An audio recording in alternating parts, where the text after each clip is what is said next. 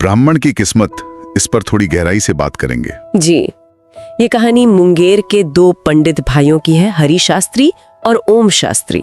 पिता के जाने के बाद उनकी जिंदगी कैसे बदलती है ये दिखाती है। हाँ, और हम कोशिश करेंगे कि कहानी के जरिए कर्म, विश्वास और जो नतीजे होते हैं, मतलब इन अहम पहलुओं को समझें। बिल्कुल। कहानी की शुरुआत ही होती है एक बंटवारे से।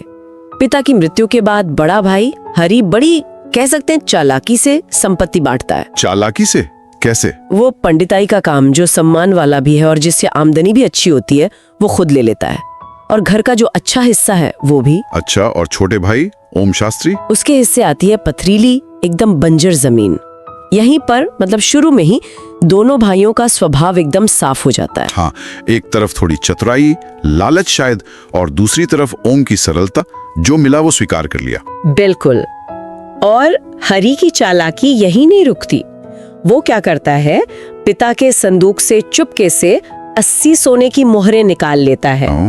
हाँ, और संदूक में सिर्फ 5 छोड़ता है। फिर बड़ा उदार बनने का दिखावा करते हुए ओम को 5 में से 4 मोहरें दे देता है। अरे, मतलब पहले सब ले लिया और फिर उसमें से थोड़ा देकर एहसान जैसा जिताया। सही कहा। ये उसके लालच को और पुख्ता करता है। तो अब स्थिति ये है कि हरि तो पंडिताई कर रहा है स्थापित रास्ते पर, और ओम अपनी पत्नी पार्वती के साथ उस बंजर जमीन पर मेहनत करने को मजबूर हैं। जी, और वो करते हैं। ओम और पार्वती जी तोड़ मेहनत करते हैं। पत्थर हटाना, जमीन को खेती लायक बनाना, शुरू में बहुत करीबी देखते हैं, बहुत संघर्ष होता है, पर उनकी लगन दिखती है इसमें। हाँ, कमाल की लगन है। वो उस बंजर जमीन को उपजाऊ बना ही लेते हैं आखिर में। और दूसरी तरफ हरि, जिसे सब आसानी से मिला था, उसका क्या चल रहा है? हरि, वो आसानी से मिली चीजों की कदर नहीं करता।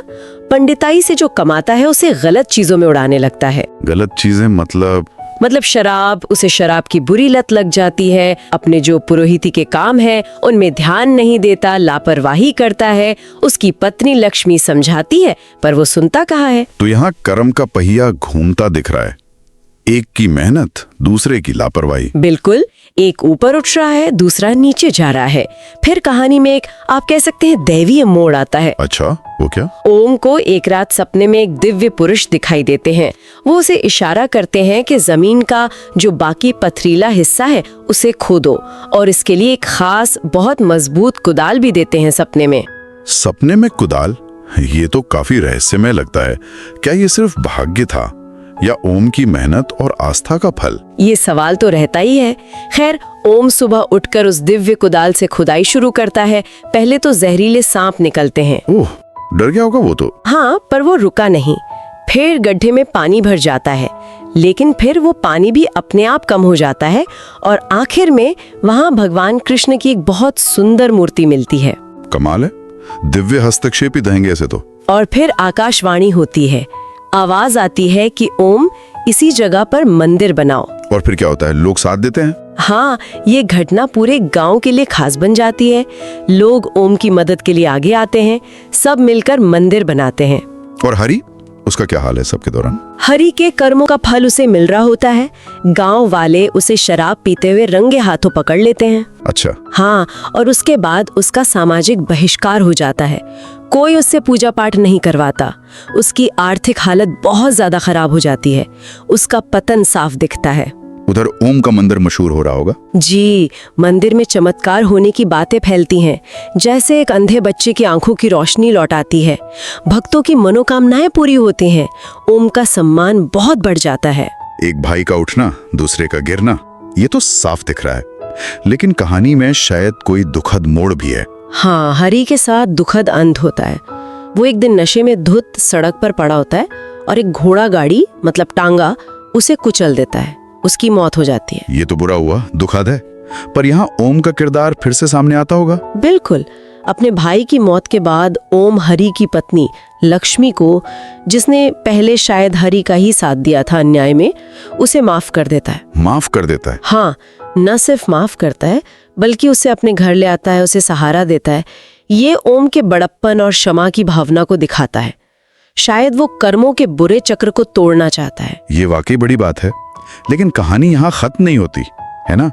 राजा का भी कुछ है इसमें? हाँ, एक और परत खुलती है जब वहां के राजा बलदेव मंदिर दर्शन के लिए आते हैं। उनके साथ अजीब चीजें होती हैं। क्या होता है? उनके रथ के पहिए निकल जाते हैं, भयंकर आंधी तूफान आ जाता है, वो मंदिर पहुंच ही नहीं पाते। क्यों? उन्हें रात में सपने में वही दिव्य पुरुष चेतावनी देते हैं। कहते हैं कि तुम इस मूर्ति के दर्शन नहीं कर सकते क्योंकि तुमने पूर्व जन्म में इस मूर्ति का अपमान किया था। पूर्व जन्म? अरे, कहानी और गहरी हो गई। जी, राजा परेशान होकर अपने गुरु महर्षि मतंग के पास जाते हैं। गुरु ध्यान लगाकर पता करते हैं। क्या पता चलता है? पता चलता है कि 500 साल पहले राजा बलदेव ही एक नास्तिक राजा थे, चतुर्भुज नाम के, और उन्होंने इसी कृष्ण मूर्ति को कहीं फिकवा दिया था। ओह, और ओम शास्त्री उस जन्म में राजा चतुर्भुज की पत्नी रानी रूपाली थीं। वो कृष्ण भक्त थीं। जब मूर्ति फेंकी गई तो उन्होंने उसी गड्ढे में कूदकर जान दे दी थी, और ये मंदिर भी उसी जगह बना है जो रानी रूपाली ने बनवाया था। अविश्वसनीय। मतलब कर्मों का हिसाब किताब जन्मों तक चलता है। तो राजा क्या करते हैं फिर? गुरु उन्हें प्रायश्चित करने को कहते हैं, अपने महल में ठीक वैसी मूर्ति बनवाकर 2 साल तक पूरी श्रद्धा से पूजा करने को। राजा वैसा ही करते हैं। क्या इससे बात बनती है? हाँ, 2 साल बाद महल की मूर्ति से आवाज आती है कि राजन, अब तुम असली मूर्ति के दर्शन करने के योग्य हो गए हो। अच्छा। तब राजा ओम के मंदिर जाते हैं, भगवान कृष्ण से क्षमा मांगते हैं और फिर ओम से भी क्षमा मांगते हैं। वो ओम के त्याग और भक्ति का सम्मान करते हुए उसे राज्य का राज पंडित नियुक्त करते हैं। वाह, तो ये कहानी बहुत ही स्पष्ट रूप से कर्म के सिद्धांत को सामने रखती है। बिल्कुल, अच्छे कर्म बुरे कर्म, फल जरूर मिलता है, चाहे इस जीवन में मिले या अगले जन्मों में। और साथ ही ये अटूट आस्था, मेहनत और माफ कर देने की ताकत इन सबको भी उजागर करती है। सही कहा। परिश्रम, आस्था, क्षमा और कर्म का अटूट नियम। जी, और आखिर में ये सोचने वाली बात रह जाती है कि अगर हमारे पिछले जन्मों के कर्म वाकई हमारे आज को प्रभावित करते हैं, तो ये जानकारी हमारे आज के फैसलों और हमारी जिम्मेदारियों को कैसे बदल सकती है, इस पर विचार किया जा सकता है।